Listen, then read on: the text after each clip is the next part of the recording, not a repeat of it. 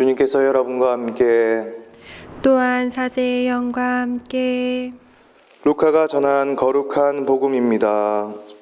주님 영광 받으소서.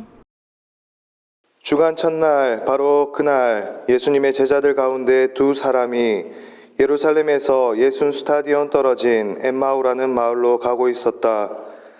그들은 그동안 일어난 모든 일에 관하여 서로 이야기하였다. 그렇게 이야기하고 토론하는데 바로 예수님께서 가까이 가시어 그들과 함께 걸으셨다. 그들은 눈이 가리어 그분을 알아보지 못하였다. 예수님께서 그들에게 걸어가면서 무슨 말을 서로 주고받느냐 하고 물으시자 그들은 침통한 표정을 한 채 멈추어 섰다. 그들 가운데 한 사람 클레오파스라는 이가 예수님께 예루살렘에 머물렀으면서 이 며칠 동안 그곳에서 일어난 일을 혼자만 모른다는 말입니까? 하고 말하였다. 예수님께서 무슨 일이냐 하시자 그들이 그분께 말하였다. 나자렛 사람 예수님에 관한 일입니다. 그분은 하느님과 온 백성 앞에서 행동과 말씀에 힘이 있는 예언자셨습니다. 그런데 우리의 수석 사제들과 지도자들이 그분을 넘겨 사형 선고를 받아 십자가에 못 박히시게 하였습니다. 우리는 그분이야말로 이스라엘을 해방하실 분이라고 기대하였습니다. 그 일이 일어난 지도 벌써 사흘째가 됩니다. 그런데 우리 가운데 몇몇 여자가 우리를 깜짝 놀라게 하였습니다.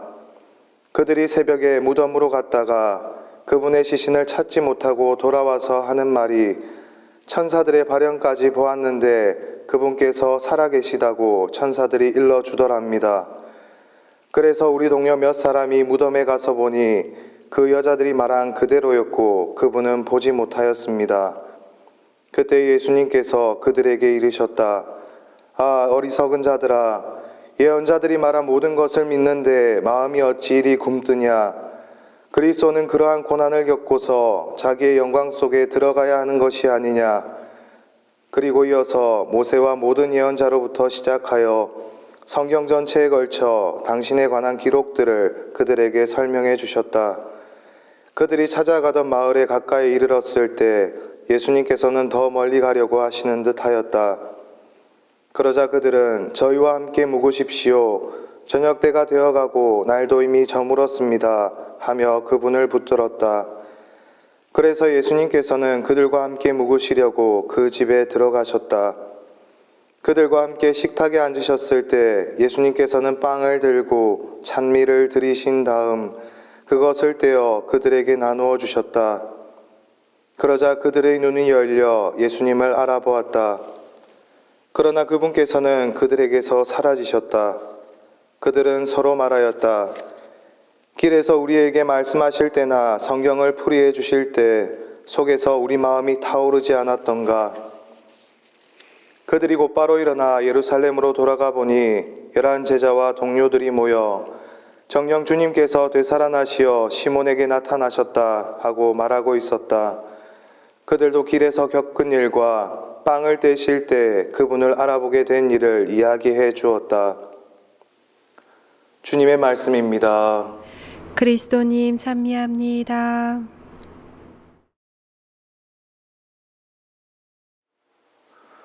부산교구 청년 여러분, 엠마오로 떠나는 길에 부활하신 주님을 알아본 두 제자처럼 부활하신 주님을 삶 안에서 알아보는 시간 보내고 계십니까?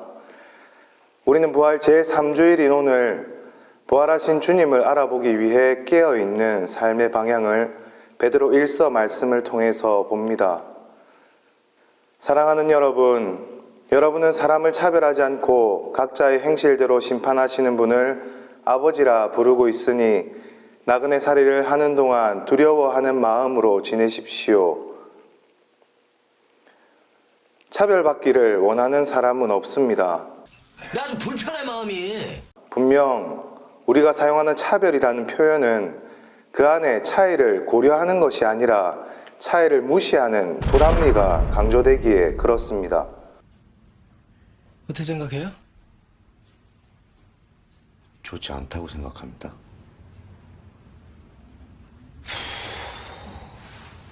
하지만 사전적인 의미는 그저 차이에 따라 등급을 매기고 구별하는 것에 그칩니다. 우리가 거부하는 불합리는 없습니다. 완전하신 하느님께서 그런 차이를 두신다는 것 자체가 불합리함을 넘어서는 완전한 합리이지만 이어지는 표현은 분명 차이를 둠을 말합니다. 각자의 행실에 따른 차이입니다. 분명 불합리함이 강조되어 거부감을 느끼게 되는 차별이 아닌 합당한 차이를 두고 구별함을 의미합니다. 우리는 각자의 행실에 따른 심판을 생각하고 두려움이라는 불편한 감각도 깨워야 합니다. 매 주일만이라도 미사를 봉헌하는 것이 때론 귀찮기도 하고 선택의 문제로 여기다가 이제는 미사를 봉헌하던 시간이 그립다는 감정을 우리 청년들은 알게 되었을 겁니다. 하지만 그립다는 감정마저 무뎌지고 이제는 매 주일 미사를 봉헌하지 않는 것이 익숙함으로 다가올 만큼 미사를 봉헌하지 못하는 시간이 길어지고 있습니다. 이때를 기회의 때로 삼아 미사를 봉헌하지 못하는 동안 느꼈던 각자의 신앙 감각과 미사를 봉헌했던 시기에 하느님 앞에 섰던 자신의 행실을 돌아보고 또 기억하면서 부활을 체험하는 신앙을 살기를 기원합니다.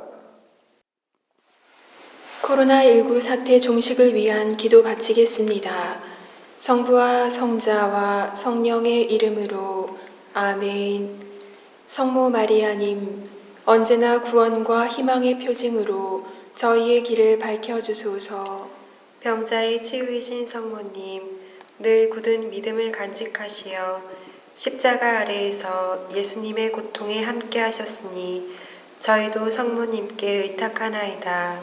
저희의 구원이신 성모님, 갈릴레아 가나에서처럼 이 시련의 때가 지나고 다시 기쁨과 축제의 때가 찾아올 수 있도록 성모님께서는 저희에게 필요한 것을 아시고 마련해 주실 것을 믿나이다.